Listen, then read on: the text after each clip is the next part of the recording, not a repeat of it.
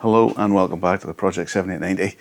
You'll see the last couple of episodes we were out and about, and there's a few teething problems with some stuff that I've maybe disturbed when I was last in the headstock. So I've got a couple of jobs to do today. First, I'm going to bleed the Scott steering damper. So I've got fresh oil for it. I'm going to take it off, have a look at it so I can show you what it looks like inside. So I'll be taking it apart, have a look to see if there's any dirt in it after 3 years of use, and then putting it back together, giving it a quick bleed. I'm also taking my power commander off, because I don't know if it's interfering with some stuff. You'll have seen in the last episode that the bike was dying when I was coming into the junction, when I went third, second with the clutch in, and then it died as it went into second. So I don't know if it disturbed something around the headstock, maybe an ignition cable or something, I don't know. But as a process of elimination, I'm going to take the power commander off, remove it completely from the bike. It's things like it goes into the coil packs, it goes into the top of the injector, so it's quite involved. It means taking the tank off again, but I'm old-hand at that. So bear with me while I'll take the things apart. But first I'll do the damper, because that's probably the easiest job. Okay, so stick with me. I'll see you after the time lapse. Standard. This is a Scott steering damper. Produced in America. It's pretty standard fit on a lot of rally bikes, etc. I bought it for a trip to Spain so that I had a bit more control over the steering when going up rough climbs. So that was the main reason for it. Main damping control is here. That obviously speeds or slows up your turning. You can feel it through the 12 o'clock as you go side to side, and you can also hear the fluid. I don't know if you can hear that squirting through it. So the plan is take the bars off, move them out of the way, take the bolt that holds this on, take the top cap off, have a look inside, and then we'll give it a clean if need be and refill with oil. Let me get this off, I'll get the bars off, and we'll get into the depths of what a Scott steering damper looks like inside.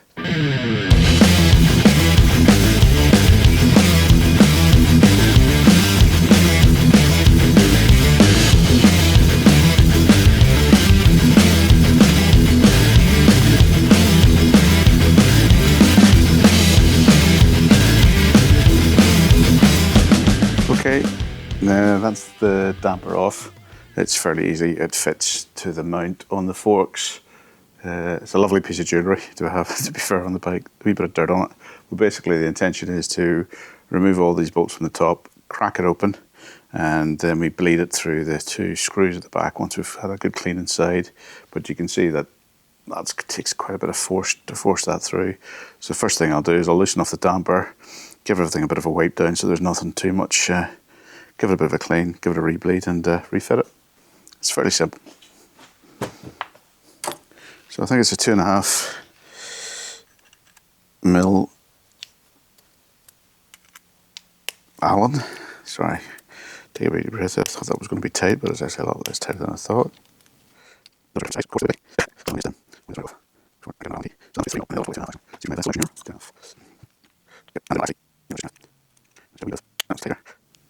That one's cracked, right, so that's them all cracked off.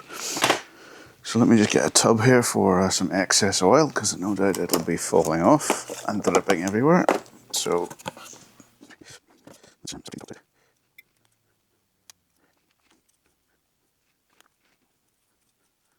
those top four in this area are 2.5 mil, and the other ones at the bottom here are 3 mil.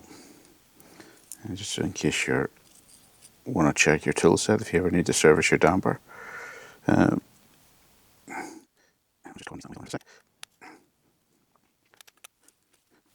So the main reason for the service is this is just all sort of preventative stuff. I've never had this apart, so after reading some just maintenance things and seeing some things on YouTube about guys servicing them and just giving them an oil bleed, I've had no problems with it. It does not seem to be not working. However, I am conscious it's been through a few dusty summers, and I just, for peace of mind, just want to check that everything's okay inside it.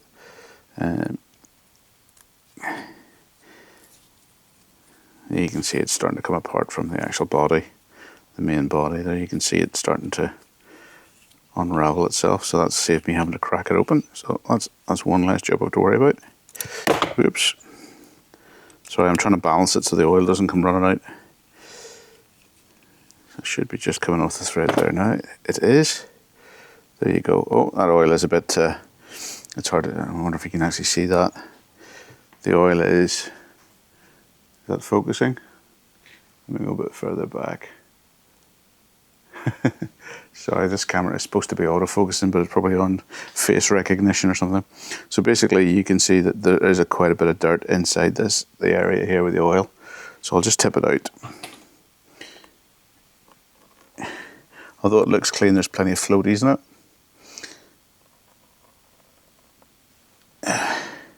And just to give you an inside view of see if that'll focus now.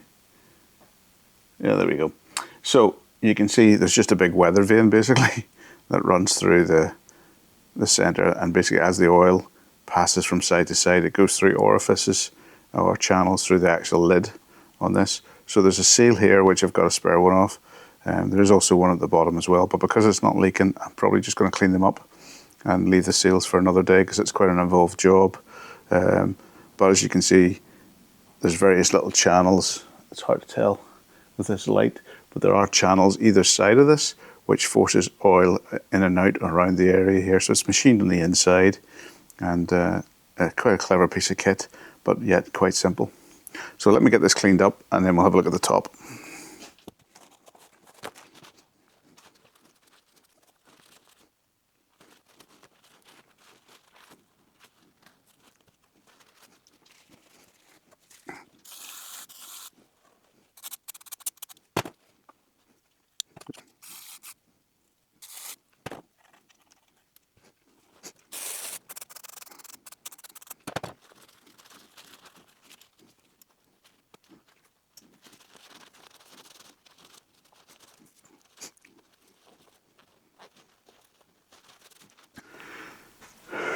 Right, so this is what does all the magic here.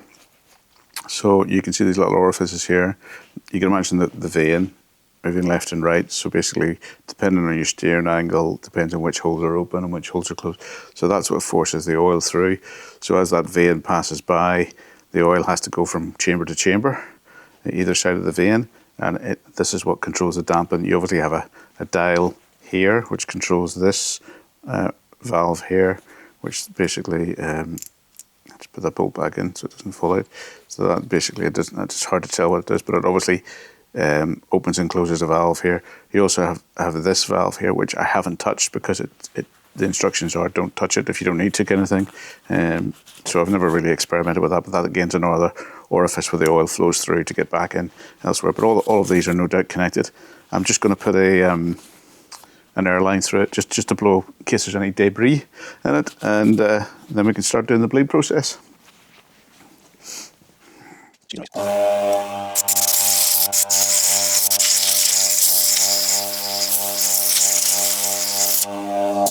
Oh, sorry about the noise. Yeah, so there's quite a bit of oil actually came out of those when I blew the air through. So now the bleed process starts. So just give it all a good clean. I'll maybe just put a little bit of moisture on that top seal, just a tiny little bit, just to keep it fresh. So what I'm going to do is I'm going to put that on the inside of this lip here, because that seems to be where the dirt's getting through. So maybe this will just help it a little bit. So I'll clean that off. Oops, slippy fingers, cold hands. Obviously that cap can come off a little bit. I'll take that off, give it a clean. So there you can see the other valve. I don't know if you can see that. There's the other valve that I showed you there. So basically that is the sort of more of like a damping, like a compression rebound type valve. So you can adjust that, all the stuff's in the instructions. And this valve on this side is kind of the, almost I would say that's probably like almost the amount of rebound you have if you compare it to a fork. So that's the amount of dampen that you can feel. Once it's right off, it's quite flicky, and then when you turn on full, the bars hardly move. So there's quite a wide range, but a lot of it's to do with how quickly your bars hit in that direction, how the damper works and things like that. But there's other websites and stuff that probably explain dampers more thoroughly than what I'm going to do. This is just more just to show you how I'm bleeding it and cleaning it. Again, this was bought mainly for a trip in Spain, I thought, well, the standard dampers probably has a limit, although there's probably nothing wrong with it. But it looked good. I got it for a good price, direct from the States, so I'm happy enough. Okay, right, let's have a look. Got the valve in, and the plan now is to refit it all before, so it's all nice and clean inside. You can see the chamber's empty. Again, if you understand now where the valves are, you can see where the vein goes. Sorry, I'll move my hand there. You can see as the vein passes over these holes, it forces fluid from one chamber to the other, and that gives you basically what your steering damper does. Really simple design, but very clever, and very popular device on bikes these days. Okay, right, let me get on with it and get it screwed back together. Quick wipe again.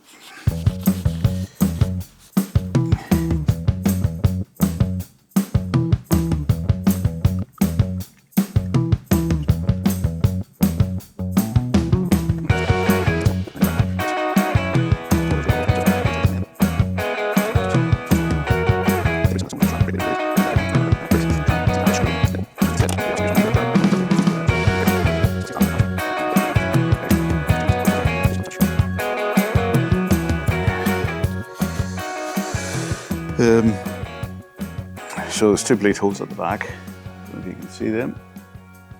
Right, so the option is basically we take both those out, we feed fluid through, we move the vein left and right to get the fluid through the damper, and then obviously we try and get the bubbles out.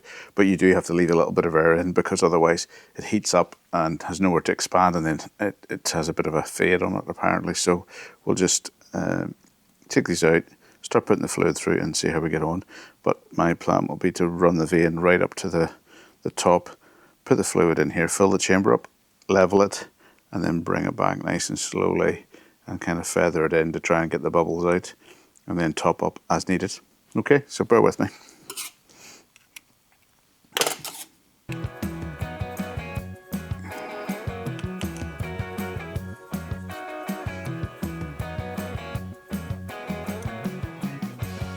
There's a little O-ring here as well, in case you're wondering. There's a wee O-ring there. I don't know whether it's best to take that out or not. I didn't actually read the instructions, so it probably is. I'll maybe get a wee pick. It's coming out actually with that one, so I'll leave that one there, and I'll put this one here back in. There we go. So that's the O-rings out as well. So as you can see, there's just an orifice there where we'll put the oil in. There's a bit of dirt on it. Put the oil in it and basically fill up this chamber. Then level it, do that, check for bubbles, top it up as needed, and run it back and forth a few times and get it back to standard. Okay, right, where's the oil? Here's the oil. This is specific Scott's damper oil. So you can focus. Basically, it's got a wee nozzle on the top that allegedly fits perfectly in here. So supplied by Rally Raid, paid for by me. Rally Raid seem to have more Scott's damper stuff, service kits, etc., than most other folks. So that's who I sourced this through. So I'll just put it in here and start squeezing, just make sure there's oil coming out. For some reason, I think I probably need to put a hole in the top of this. That'll be why it didn't leak. Pick. So let's see if that works.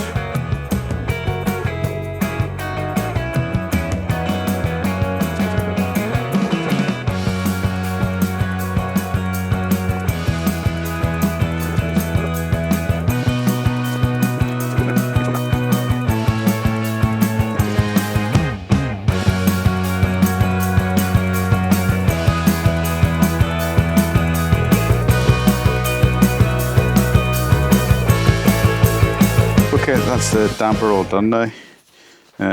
Hopefully I didn't bore you too much with the back and forth and trying to get it basically done, but basically the two screws at the back and forth on the damper to try and get it to bleed, just get all the air out of the system. Seemed to work well. I didn't even try the mountain bike brake type thing. I just thought, well, I'll give it a go as per the manual and see how we got on with it. But yeah, it's fresh oil in it now. It should do me for another wee while. Now that I've got the kit, I know how easy it is. It's fairly one of those maintenance tasks which I'll probably do every so often.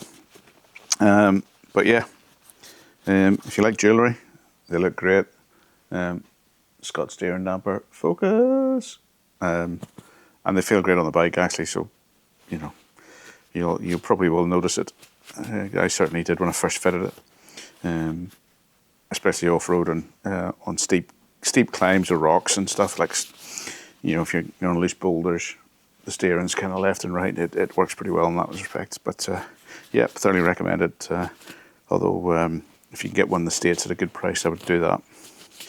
Okay, folks, right, and moving on, more stuff to do. Okay, that's the damper all back on now. Fitted up as well, all torqued up. So it's not really any noticeable difference, but it's just peace of mind to know that there's a fresh set of oil in there, and it seems to be working as intended. Okay, next thing to do is take the tank off and get at this power commander, and I might actually time it to see how long it takes me to get the bike completely stripped. So we'll maybe do that in a bit of a time lapse and set the old timer up. Okay, we're just going to start the timer. Start it now. We'll stick the time lapse on, see how long it takes me to take this bike apart.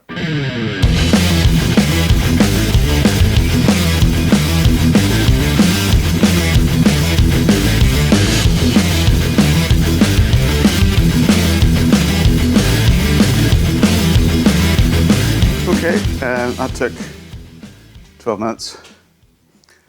Yeah, it's easy to do. 12 minutes, that's pretty good in my book. We've got the tank off because I am removing the power commander. If you saw last week's video when I was out testing again, I'm even in shot there. Here I am. If you saw last week's video where I was out testing, I was getting the rolling off the throttle, coming into a junction, dropping from third to second with the clutch in, and the engine just died. So I'm trying to eliminate anything that might have impacted the ECU tune, etc. So first things first is I'm removing the power commander. Then I'm going to check all the cables, just make sure everything's connected. I'm thinking maybe crank position sensor maybe needs unplugged, or just check everything in case something's rattled loose the last couple of times I've been out. But the first trip out, everything was fine. Last week, conditions were similar. As you saw on a couple of clips in the video, you probably heard me talking about it. Off the power into a junction to turn right, indicator on, clutch down to second gear, kept the clutch in, just waiting to put it back out again, and the bike actually locked up on a couple of occasions when it was slippy. So I just want to make sure I eliminate anything that might be interfering with the signal. But process of elimination, check all the cables, things like that.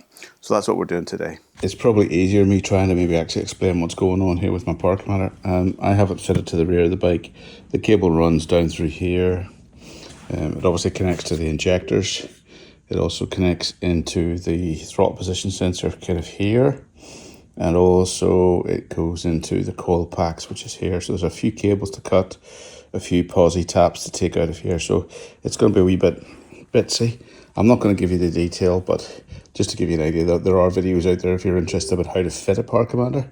There's not many about how to take it off, but all I'm basically doing is removing it as it's no longer needed. I'll give in here a bit of a wipe and stuff. I'll maybe tidy up this hose. Check the cables are tight, or the hoses or clamps are tight because of the leak I had when I first did the engine swap. And then we'll just give in here a bit of a general tidy up. It's all still looking as good as when I left it last time. And then therefore, hopefully we'll eliminate anything that's causing this to die when I clutch from third down to second on a couple of occasions you saw in the video.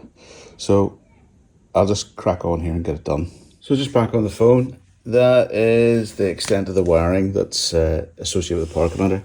This is obviously an extra. This is the map switch which goes to the handlebars. That was just basically pulled through and no real impact. I had it bolted to the bottom of the mirror mount, and it was quite handy to have in your throttle hand to switch maps at the time. So that's now been deleted or removed. Power commander, main unit there was obviously underneath the back of the seat. That's the injector plugs there, and throttle position sensor connection. That's just tapped into the existing wires.